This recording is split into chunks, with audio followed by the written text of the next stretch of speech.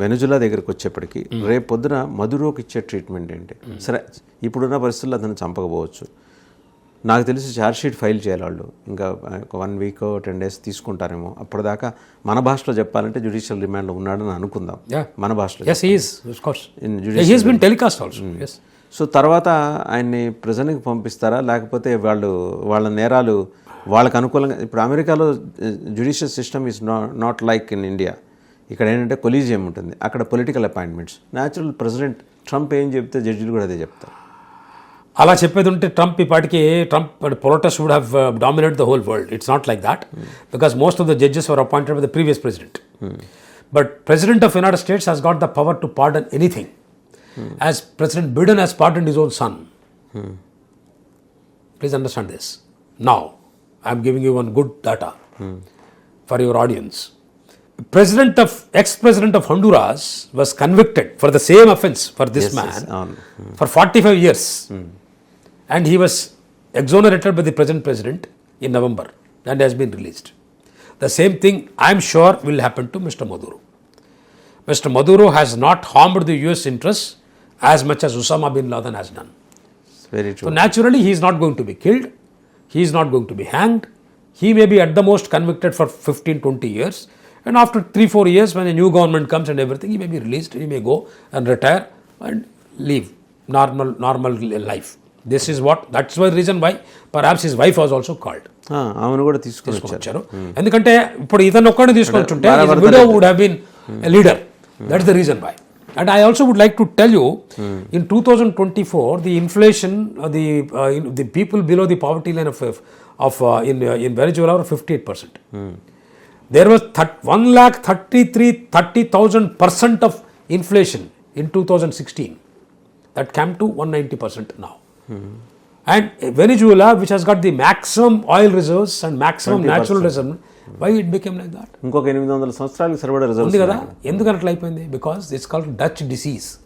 Dutch disease అనే concept ఉంది. What is Dutch disease? In 1974 Netherlands found oil in one of this islands near by. Netherland Dutch, Holland, Netherland, Dutch అంటే ఒకటి అంటారు.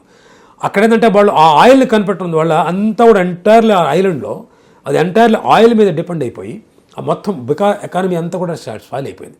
దాన్ని Dutch disease అంటారు. ఈ Dutch disease వల్ల పెట్రోస్టేట్ అనే కాన్సెప్ట్ వచ్చింది. There was a book written by one professor call Terry Lynn from Stanford University. This called the book name is it's called paradox of plenty. This is a classic example of this paradox of plenty, which he explains is Venezuela. Venezuela is not a normal country. It has been independent 1920. 120 సంవత్సరాల క్రితమే oil కనపడ్డారు అక్కడ. 3 main oil companies ఉండేవి. Dutch, shell oil, ఇవన్నీ కూడా standard oil, Dutch oil, English oil, ఈ 3 కూడా ఉండేవి. English company వాళ్ళవి. ఈ 3 98% ఆయిల్ కంట్రోల్ చేసేవి. అక్కడ ఎప్పుడు కూడా డిక్టేటర్షిప్ ఉంది. ఒక డిక్టేటర్షిప్ ఇంకొక డిక్టేటర్షిప్ ఇలా వస్తూ వచ్చింది. తర్వాత గవర్నమెంట్ నేషనలైజ్ చేసి దాన్ని ఆయిల్ ఇండస్ట్రీ నేషనలైజ్ చేసి ఒక తప్పుడు పని చేశారు వాళ్ళు. ఆయిల్ ఇండస్ట్రీ నేషనలైజ్ చేసిన సరిగ్గా దాన్ని రన్ చేయలేదు. డ్యూరింగ్ హిస్ ప్రెడెసెసర్ రన్ చేయలేకపోయారు. ఇప్పుడు మన దేశం చూసుకుందాం, మీరు కంపేర్ చేస్తున్నాను. మన దేశంలో పబ్లిక్ సెక్టర్ ఉంది. Public sector is the commanding heads of the economy ఇప్పటికి కూడా. హ్యాల్ చాలా పనికి మనం అనుకున్నారు, బట్ హ్యాల్ మళ్ళీ రివైవ్ చేసాం మనం. అసలు నన్ను అడిగితే మీరు ఇచ్చిన అవకాశాన్ని ఉపయోగించుకొని అందరికీ నేను నమ్మిన నా సిద్ధాంతాన్ని నేను చెప్తున్నా. అది ఏదేంటంటే there is nothing called private sector and public sector. There is only one sector, that is people sector. Everything is controlled by the government. Private sector is a myth. Let us not go by this. కొంచెం operational freedom ఉంటే private sector, తక్కువ freedom ఉంటే operational ఫ్రీడమ్లో public sector. మిగతా rules, regulations, ట్యాక్సులు అన్నీ అందరూ follow కావాల్సిందే. ఎక్కడ కూడా ఇప్పుడు మనం ఈరోజు నేను ఉబేర్ తెచ్చుకున్నా, ర్యాపిడో తెచ్చుకున్నా, ఇమీడియట్గా డిజిటల్ పేమెంట్ చేయగలుగుతున్నా. ఈ డిజిటల్ పేమెంట్ అమెరికాలో కూడా లేదు. నేను ఉండొచ్చాను కాబట్టి చెప్తాను, అక్కడ లేదు. ఈ సక్సెస్ ఎక్కడి నుంచి వచ్చింది? పబ్లిక్ సెక్టర్ నుంచి వచ్చింది కదా. యూపీఐ అనేది పబ్లిక్ సెక్టర్ కదా. బ్యాంక్స్, ఎస్బీఐ పబ్లిక్ సెక్టర్ కదా. అంటే బ్యాంకులు కూడా బ్రహ్మాండంగా పనిచేసే పరిస్థితులు మనం వచ్చాం. అలాంటి బ్యాంక్స్ ఉన్నాయా? మనకు కనుక ఇండియాలో కనుక ఆయిల్ రిజర్వ్స్ ఉంటే మనకున్నటువంటి సిస్టమ్తో మనం ఎక్కడ ఉండేవాళ్ళో చెప్పండి మీరు. అంటే ఆయిల్ మీద డిపెండెంట్ అయ్యింది, సరైన గవర్నెన్స్ లేక. దాంట్లో పాటు ఇంకోటి కూడా చెప్తున్నాను మీకు. Between a span after this nationalization was done only to loot, not to protect. Only to loot. How they do it? దాదాపు $190 billion in 20 years they were siphoned off by the leaders. వెనిజులాలో ఉండే ప్రతి ఒక్క leader కూడా విపరీతమైనటువంటి పెద్ద పెద్ద విల్లాలు అవి $120 billion. అంటే ఎన్ని అంటే 20 yearsలో $120 billion అంటే అప్పట్లో ఉండే బిలియన్ అంటే ఇప్పుడు ఆలోచించుకోండి ట్రిలియన్స్ అంటే. Trillion definitely. ఆ $1 trillion తీసుకెళ్ళిపోయారంటే ఎందుకు చేశారు? నేషనలైజేషన్ చేశారు, అది దోచుకున్నారు. ఇంకొకటి చెప్తున్నాను మీకు, వెనిజులా పాపులేషన్ చెప్తున్నాను మీకు 28 million, 2.6 కోట్లు 2.7 కోట్లు. దీంట్లో ఈ దరిద్రపు పాలసీస్ వల్ల దాదాపు ఒక 15-20% people every day they are going out. Maximum people have gone to Brazil, other countries, చుట్టుపక్కల ఉన్న కంట్రీస్ కూడా, మెక్సికో కూడా వెళ్ళారు. వీళ్ళందరూ ఎందుకు వెళ్ళారు? ఎందుకంటే మీరు చూస్తే ఇంత richest country is lived by is inhabited by poorest people.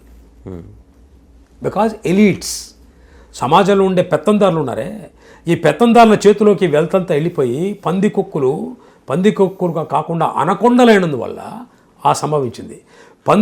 పందికొక్కులు చిన్న చిన్న ఎలుకల నుంచి పందికొక్కుల నుంచి పందుల నుంచి అనకొండలైతే యుఎస్ ఆర్మీ వచ్చి మిమ్మల్ని కిడ్నాప్ చేసి తీసుకెళ్ళిపోతుంది.